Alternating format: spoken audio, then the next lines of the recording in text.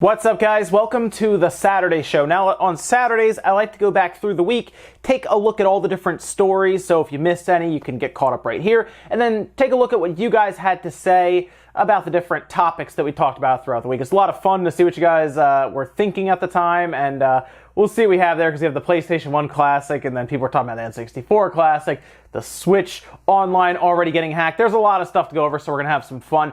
First, though, we're going to cover one quick piece of news it's kind of a downer. It's kind of sad. Telltale Games looks like they have closed down. They're left with a very small staff at this point to finish out a few other things they had to do before, I guess, they kind of just completely closed down. But they did put out a statement saying, "Today, Telltale Games made the difficult decision to begin a majority studio closure following a year marked by insurmountable challenges. A majority of the company's employees were dismissed earlier this morning, with a small group of 25 employees staying on to fulfill the company's obligations to its board and partners." CEO Pete Hawley issued the following statement: "It's been an incredibly difficult year for Telltale as we work to set the company on a new course. Unfortunately, we ran out of time trying to get there. We released some of our best content this year and received a tremendous amount of positive feedback, but ultimately, that did not translate to sales. With a heavy heart, we watch our friends leave today to spread our brand of storytelling across the games industry. Telltale will issue further comments regarding its product portfolio in the coming weeks." So, this is the thing. It appears that they have stayed on, the 25 employees have stayed on, kind of a skeleton crew, essentially, at that point, to finish out. There's a Minecraft story mode thing for Netflix that they have to finish out. So if you're curious about, like, The Walking Dead, for example, because I know that there was another season of that coming up for Telltale, it looks like it's canceled. It looks like that will not be happening. If you've been a fan of, say, the Batman series that they've been doing, you're not going to see that. Basically, any of the stuff they've been working on, the Wolf Among Us, you're probably not going to see it now. They do talk about the product portfolio going forward, which could mean that maybe somewhere out there is a publisher, or I guess a developer, set up to buy the rights to make that. But it sounds like it was just very expensive to do these things. I mean, think about the rights they were buying there. We just talked about Walking Dead, Batman, Game of Thrones. There's a lot of money probably just being spent on, like, the IPs and the rights to even use the names and the likenesses and everything. There's a lot of money probably being spent there rather than developing your own unique original IPs and everything. It was so expensive. And it also kind of begs the question here, is this a game type with these story-based games where it's all about the story and less about the gameplay, essentially?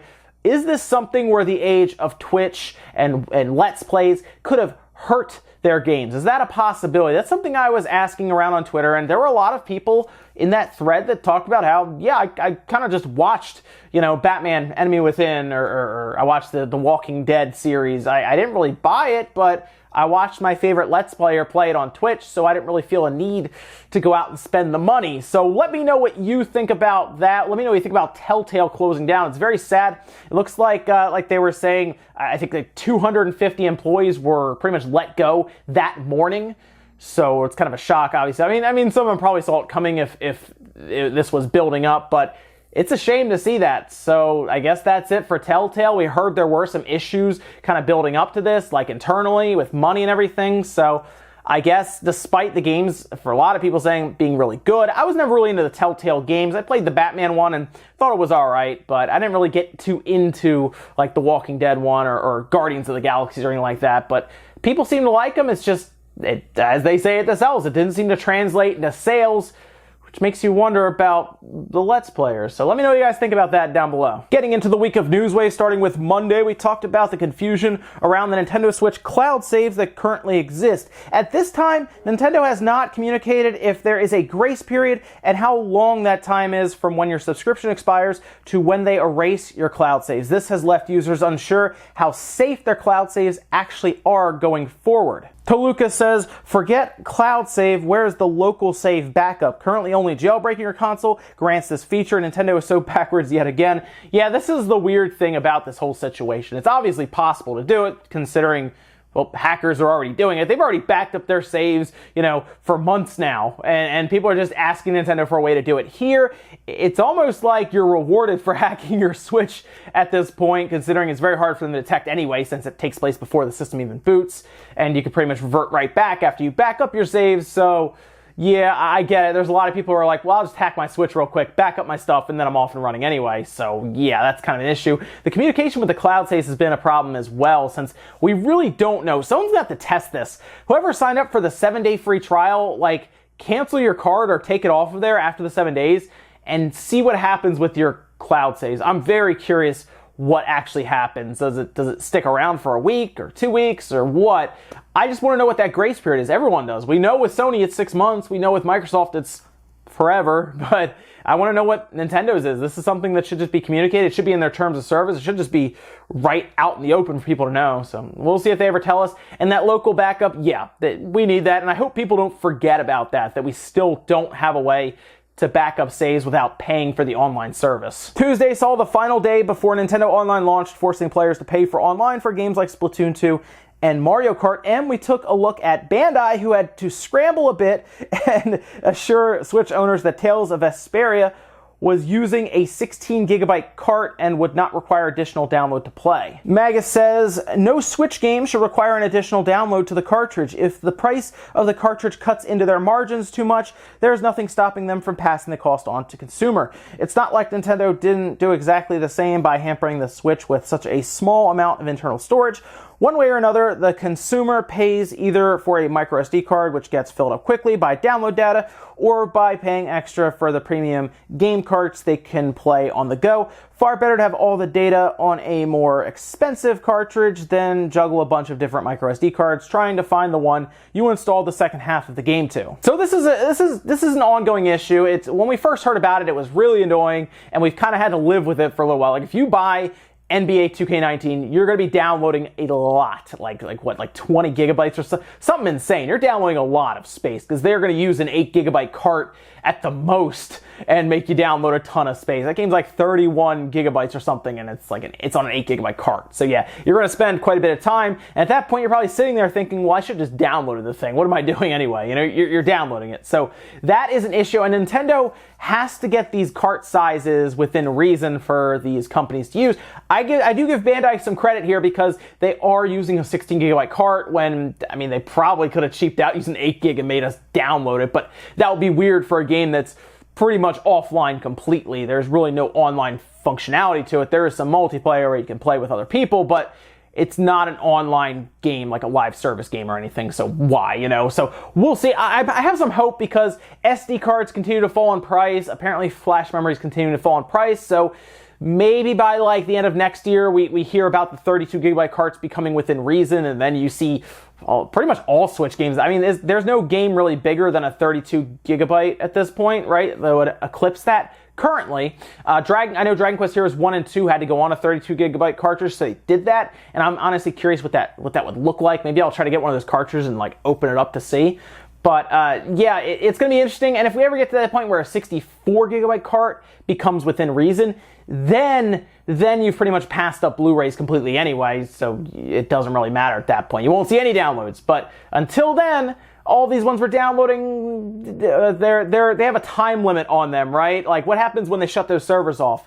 Is that cart worth anything then? Wednesday, we took a look at an odd Fortnite bundle that Nintendo introduced for the Switch, and we went over Capcom Vancouver getting shut down, which could lead to Dead Rising going on an extended hiatus. Earlier that morning, Sony decided to also announce the PlayStation Classic console that will launch this December with 20 games built in. Darkwing Chuck says this is actually one of the few Switch bundles that is a better value than buying the game separately. Sure, Fortnite is always free, but you don't get the V-Bucks and cosmetics when you get it unbundled. Aside from 1-2 Switch included in the Mario Aces bundle, you're usually getting the Switch and the game at full regular price, with the only added value being Joy-Con colors or custom art in the Pokemon and Smash bundles. You're actually right about that. Okay, so the Fortnite bundle is actually a better deal than if you just bought the Switch, went home and downloaded it. You get some V-Bucks that you put towards the Battle Pass and everything. You get some cosmetics and stuff. Great. But it was just a really funny bundle, which makes more sense for marketing than anything else. I mean, a lot of bundles you see from Nintendo, it's like you get the system and you get the game and it's $360, and you're like, well, wait, what was the point of this bundle? Like that Spider-Man PS4 Pro I bought was, it's typical, as you can see online, it's $400, but you get Spider-Man with it. So that's actually a really good deal. The custom color and everything on the PS4 Pro. Nintendo doesn't really do that with their bundles right now. They do it with the 3DS and the 2DS and stuff, where you can buy a 2DS for $80 with New Super Mario Bros. 2 or Mario Kart. That is a steal, right? To be able to play that on your 2DS at that point. So I think they might eventually get there, but the Switch still continues to sell. It's won a couple MPDs now in a row. And it's not like they're hurting to move these things. So it's not like the Wii U where they would package in, like New Super Mario Bros. Or stuff like that. Now, the Switch is not having an issue selling right now. So yeah, you're right. That Fortnite bundle is good, but I get why Nintendo is also kind of stingy about the value of their games being packed in, because they don't really need to lower the price. YouTube says, no chance of N64 Classic in December. It's Smash month. This is the situation with the Nintendo 64 Classic right now, as it's being speculated all over the internet, as you could see yourself. I don't know how they could get it out this year. I feel like it's just too late. Even if they announced it like this week coming up, they would have to release it in November, right? You're right. I don't know how they'd release it in December, get all the stock to stores. Like, I don't think Sony is really expecting to get these PS1 Classics. They even say themselves, limited quantity, because they know it's cutting it close, but they want it out this year for the holidays. So I don't know how Nintendo get the 64 Classic out this year. I think that's coming next year. It's very possible it could launch in like April. It doesn't have to come out in the holidays. It could even be a summertime thing. I would like to see this out like it's their first quarter, which is between between April, May, and June, somewhere in there. I would like to see it come out. April would be awesome. I just don't want to have to wait till next holiday to get the Nintendo 64 Classic. That's so far away. I would like to see it sooner, and I'd like to see if they do anything crazy like they did with Star Fox 2. That was the other thing I want to bring up, because we see Star Fox 2, which was a game that didn't come out for the Super Nintendo. Could they do something crazy with the Nintendo 64? Maybe grab like Animal Crossing or Animal Forest, or maybe they have that prototype Earthbound 64 laying around and they're like, hey, maybe they even put some time into it to finish it up. That would require them to remember about that series, and we still haven't had Mother 3 come out, so I'm not really counting on it, but that would be a trump card, wouldn't it? They said N64 Classic, 20 built-in games, and one of them is Earthbound 64. People lose their mind. People lose their mind about Animal Forest as well, though, but Earthbound 64 would be something. Thursday went over a report that hackers had already figured out how to add games into the NES application that was distributed with the Nintendo Online service. Now, all types of NES games are being added in as they replace the .NES file with a different ROM file to load up. Doku says, Nintendo had a whole year to get the online service up and running, and hackers managed to get into it in one day. Wow, that says a lot. Sad, honestly. I'm actually, myself, confused as to why it was even delayed, because it looks like a lot of shortcuts were taken here. They're using the NES emulator apparently from the NES Classic, so they didn't even design a new emulator. I guess they don't really need to, but that NES Classic was hacked pretty quickly, and it's very well known at this point, and that's why they were able to do it so quickly. So I was figuring that maybe they delayed this entire online launch because they wanted as many NES games finished and ready to go with the online enabled through them and everything. Maybe they wanted that very, very badly, and it was worth to just delay the whole thing that long because they wanted to try to put something out there to make it feel like it was worth it. I mean, think about it. They're releasing more NES games, next month and the month after. It's like basically they already had these ready, split them up a bit, give us months of content coming forward. And then the real question is going to be what happens when we get into next year. Will improvements actually be made because they would have collected a mint over the holidays, right? You think they made a lot of money just recently with the online service, flicking a switch to on. Christmas time, they're going to get a lot of online subscriptions coming in with Smash happening. It's going to get out of control. So I, like many others, should expect that money to be invested into the online service and become better, with better games being added to this application, Super Nintendo as well. N64 they might want to charge more for, I get that, but NES, Super Nintendo with the online functionality, voice chat, messaging, invite system, the list goes on, and I expect at this point, because they're collecting the money, add this stuff, right? Finally, on Friday, we took a look at a new trademark that has been accepted at the end of August and just now made public. The trademark shows a Nintendo 64 controller that resembles the same style that NES and SNES Classic trademarks. Does this mean a Nintendo 64 Classic is coming soon? Daz says, 64 Classic, no thanks, just give us the games on the online service. Everyone's so hyped for this. It's the reason the online is so bad. Digging your own graves. I just bought a $300 Switch.